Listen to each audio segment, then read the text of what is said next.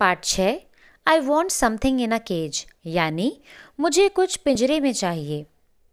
ये कहानी mister Purcell नाम के एक पालतू जानवर की दुकान के मालिक की है, जो एक दिन एक अजीब ग्राहक से मिलता है जो कि पिंजरे में कुछ खरीदना चाहता है। उसकी अनोखी मांग से दुकानदार हैरान रह जाता है। मिस्टर पर्सेल एक छोटे कद के चिड़चिड़े से इंसान थे जो कि भूतों पर बिल्कुल यकीन नहीं करते थे। वे एक पालतू जानवरों की दुकान के मालिक भी थे। उनके गाल लाल थे और पेट बिल्कुल तरबूज की तरह गोल व कसा हुआ था। वो बड़ा सा चश्मा पहनते थे जिससे कि उनकी आंखें बड़ी बड़ी दिखती थी और वह बिल्कुल एक समझदार व दोस्ताना उल्लू जैसे प्रतीत होते थे। मिस्टर पर्सेल हर प्रकार के पालतू जानवर बेचा करते थे, जिसमें बिल्ली, कुत्ते से लेकर बंदर भी थे। वह मछलियों का खाना व चिड़ियों के लिए दाना भी उपलब्ध कराते थे। वह बीमार किनारी चिड़ियों की दवाइयाँ भी देते थे। उनकी दुकान में विभिन्न पिंजरों को प्रदर्शित किया गया था, जिन्हें अत्यधिक सजाया गया था और कुछ सोने या अन्य कीमती धातुओं की पतली परतों से पिंजरे ढके हुए थे। मिस्टर पर्सेल की दुकान में हमेशा ही शोर होता रहता था। ये शोर विभिन्न प्रकार के जानवरों द्वारा मचाया जाता था। पिंजरे में कैद चिड़िया चहचहाती, चीखती और अचानक चीखना चिल्लाना शुरू कर पिंजरे के अंदर अपने छोटे छोटे पैरों से डर के मारे इधर उधर भागती रहती, जिससे कि यह शोर बना ही रहता।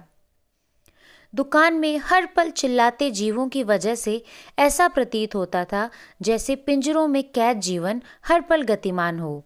लेकिन आने वाले ग्राहकों को जानवरों की हरकतों की परवाह नहीं थी। वे जानवरों को देखते और कहते कि जानवर कितने प्यारे लगते हैं। मिस्टर पर्सेल इन टिप्पणियों के जवाब में मुस्कुराते, अपने हाथ रगड़ते और सिर्फ अपना सिर हिलाते। मिस्टर पर्सेल को अपनी दुकान खोलने की दिनचर्या पूरी होने के बाद कुछ करने की आदत थी। हर सुबह वह काउंटर के पीछे एक ऊंचे स्टूल पर बैठते, सुबह का अखबार खोलते और दिन की खबरें पढ़ते और समझते। पढ़ते समय वह मुस्कुराते, अपने होठों को दबाते, जानबूझकर अपनी भौहें उठाते और सहमति में सिर हिलाते। वह सब कुछ पढ़ते थे, जिसमें अखबार का वह खंड भी शामिल था जो उन लोगों को सलाह देता है जो अपने रिश्ते से नाखुश और बदकिस्मत थे। वह विज्ञापनों के विस्तृत कॉलम भी पढ़ा करते थे। जिस दिन वह अजीब ग्राहक दुकान पर आया, वह एक कठिन दिन था। बाहर तेज हवा चल रही थी। शहर अंधेरा और अंधकार में लग रहा था। हवा में धुआं और घनी ठंड थी। हालांकि भूत प्रेत को नहीं मानने वाले मिस्टर पर्सेल ने मौसम पर ज़्यादा ध्यान नहीं दिया। इसके बजाय उन्होंने अपनी सामान्य दिनचर्या पूरी की। अपने सामान्य कार्यों को पूरे करने के बाद मिस्टर पर्सेल स्टूल पर बैठ गए, अपने सुबह के कागजात खोल दिए, अपने चश्मे को ठीक कर दिन की सुर्खियों को देखने लगे। दुकान में जानवरों की तरह तरह की आवाज़ें सुनी जा सकती थी, लेकिन मिस्टर पर्सेल ने इन ध्वनियों पर कोई ध्यान नहीं दिया। उन्हें उन ध्वनियों में कुछ असामान्य नहीं लगता था। उन्होंने इन आवाज़ों को इतना सुना था कि ये आवाज़ें घड़ी की टिक टिक की तरह जानी पहचानी सी हो गई थी। दुकान में प्रवेश द्वार पर एक घंटी थी। जब भी कोई ग्राहक दुकान में प्रवेश करता तो घंटी बजती। उस सुबह ये पहली बार हुआ कि वह घंटी नहीं बजी थी। मिस्टर पर्सेल ने बस ऊपर देखा और पाया कि दरवाजे के ठीक अंदर एक अजनबी खड़ा था। चूंकि घंटी नहीं बजी और अजनबी के प्रवेश से कोई शोर नहीं हुआ, मिस्टर पर्सेल को लगा जैसे अजनबी अचानक पतली हवा से बाहर आ गया हो। मिस्टर पर्सेल अपने स्टूल से उठकर खड़े हो गए। उन्हें पहली नज़र से ही पता चल गया था कि वह अजनबी उन्हें नापसंद करता है। चूंकि वह दुकान के मालिक थे, इसीलिए वह मुस्कुराए और सिर हिलाने लगे। उन्होंने एक उज्ज्वल, आकर्षक मुस्कान के साथ ग्राहक का अभिवादन किया। फिर उन्होंने उस अजनबी से पूछा कि वह उनके लिए क्या कर सकते हैं। जैसे ही वे दुकान में आगे बढ़ा, उस आदमी के चमकदार जूतों की आवाज़ सुनाई दी। उस आदमी ने जो सूट पहना था वह सस्ता था और खराब फिटिंग वाला था, लेकिन वह नया था। उसके बाल बहुत छोटे कटे हुए थे। उसने मिस्टर पर्सेल को नज़रअंदाज किया और दुकान के चारों ओर इधर उधर देखता रहा। मिस्टर पर्सेल ने फिर से अजनबी से बात करने की कोशिश की। उन्होंने अपने तरबूज जैसे पेट को अपने हाथों से कसकर पकड़ लिया और मुस्कुराए, जैसे अजनबी उनके लिए बहुत महत्वपूर्ण था।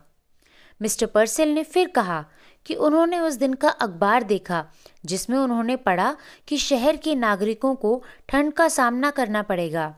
फिर एक बार फिर उन्होंने ग्राहक से पूछा कि वह क्या चाहता है। अजनबी ने मिस्टर पर्सेल को ऐसा देखा जैसे उसने उसे उसी समय देखा हो और जैसे उसे अब तक दुकान के मालिक की मौजूदगी का पता ही नहीं था। फिर उन्होंने मिस्टर पर्सेल के प्रश्न का उत्तर देते हुए कहा कि वह कुछ ऐसा चाहते हैं जिसे पिंजरे में रखा जाए। जब उस आदमी का जवाब सुना, मिस्टर पर्सेल थोड़ा भ्रमित हो गए। उन्होंने फिर पूछा कि क्या वह आदमी एक पालतू जानवर चाहता है। वह आदमी उन पर गुस्सा हो गया। उसने अपनी मांग दोहराई और कहा कि पिंजरे में जो कुछ भी वह चाहता है वह आकार में छोटा भी होना चाहिए। मिस्टर पर्सेल ने जल्दी से हाँ कहा और दिखावा किया कि वह आदेश को समझ गए हैं, हालांकि वह बिल्कुल भी निश्चित नहीं थे। मिस्टर पर्सेल ने ग्राहक के लिए सही जानवर खोजने पर ध्यान देना शुरू किया। इसके बाद उन्होंने इसके बारे में सोचा। उन्होंने पूछा कि क्या वह आदमी सफ़ेद चूहा चाहता है। उन्होंने यह भी कहा कि उनके पास कुछ बहुत अच्छे सफ़ेद चूहे हैं। उस आदमी ने मिस्टर पर्सेल से कहा कि उसे चूहे नहीं चाहिए। उन्होंने कहा कि वह एक ऐसा जानवर चाहते हैं जिसके पंख हों, कुछ ऐसा जो उड़ने की क्षमता रखता हो। मिस्टर पर्सेल ने सुझाव दिया कि यह एक पक्षी हो सकता है। आदमी ने इसे मंजूरी दे दी। फिर उस आदमी ने अचानक एक पिंजरे की ओर इशारा किया जो छत से लटका हुआ था। पिंजरे में 2 कबूतर थे जो बर्फ की तरह सफ़ेद थे। फिर उन्होंने पूछा कि इस जोड़ी की कीमत कितनी है।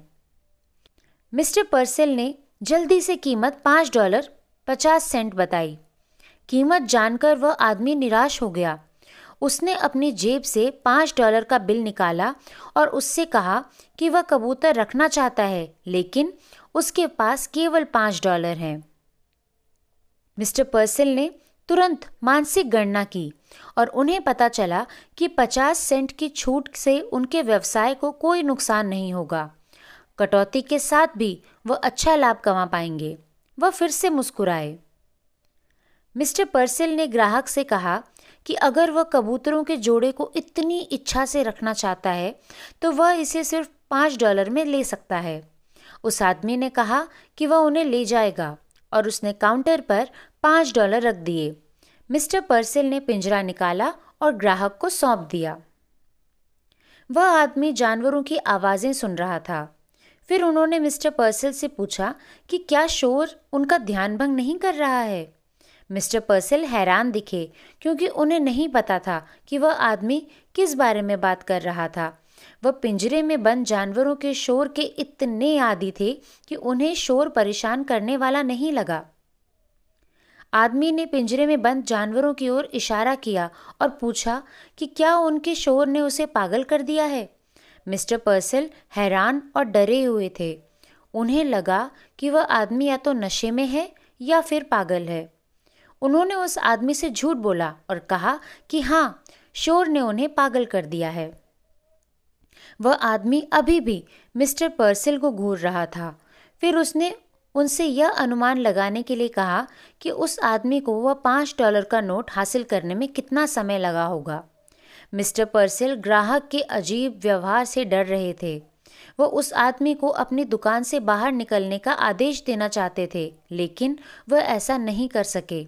उन्होंने अंत में उससे पूछा कि उसे कितना समय लगा। वह आदमी हंसा और उसने उत्तर दिया कि $5 कमाने में 10 साल की मेहनत लगी। उन्होंने साल में केवल 50 सेंट कमाए। मिस्टर पर्सेल हंसे। फिर उन्होंने कहा कि 10 साल निश्चित रूप से एक लंबा समय था। फिर उसने कुछ और बात करने का फैसला किया। उस आदमी ने मिस्टर पर्सिल को बीच में ही रोक दिया और उसी विषय को जारी रखा। वह हंसा और कहा कि लोगों ने उसे $5 और एक सस्ता सूट दिया और कहा कि बदले में वह फिर से पकड़ा न जाए। मिस्टर पर्सिल ने अपनी भौहों से पसीना पोंछा। वह आदमी से डर रहे थे। उन्होंने फिर से विषय बदलने की कोशिश की। वह कबूतरों की देखभाल और उन्हें खिलाने की प्रक्रिया के बारे में बात करने लगे। उस आदमी ने मिस्टर पर्सिल को फिर से यह कहते हुए टोक दिया कि उसे कबूतरों की देखभाल और भोजन की परवाह नहीं है। वह आदमी मुड़ा और अचानक दुकान से बाहर चला गया। मिस्टर पर्सिल ने अचानक राहत की सांस ली। मिस्टर पर्सिल छोटे छोटे कदमों से चले और अनाड़ी रूप से खिड़की तक गए और उसके माध्यम से ग्राहक को देखने लगे। उन्होंने देखा कि वह अजीब ग्राहक चलना बंद कर चुका था और दुकान के ठीक बाहर खड़ा था। फिर उस व्यक्ति ने पिंजरे को कंधे की ऊंचाई पर पकड़ रखा था। वह अपने खरीदे हुए 2 बर्फीले कबूतरों को घूर रहा था। फिर उसने पिंजरे खोला, अंदर हाथ डाला और दोनों कबूतरों को हवा में फेंक दिया। कबूतर हवा में फर के हल्के गोले की तरह उठे। कुछ देर बाद वे सर्द शहर की धुआंधार हवा में नजर नहीं आए। अजनबी एक मुक्तिदाता था क्योंकि उसने 2 पक्षियों को मुक्त कर दिया था। पहले वह सिर्फ पक्षियों को देख रहा था, फिर उसने पिंजरा गिरा दिया। अपने हाथों को अपनी जेब के अंदर धकेलकर वह अपना सिर नीचे कर वहां से चला गया। अब मिस्टर पर्सिल की भौहें सिकुड़ गई थी क्योंकि वह पूरी तरह से भ्रमित थे। उन्हें समझ ही नहीं आया कि उस आदमी ने कबूतरों को मुक्त क्यों किया था। आखिरकार वह उन्हें खरीदने के लिए कितना बेताब था।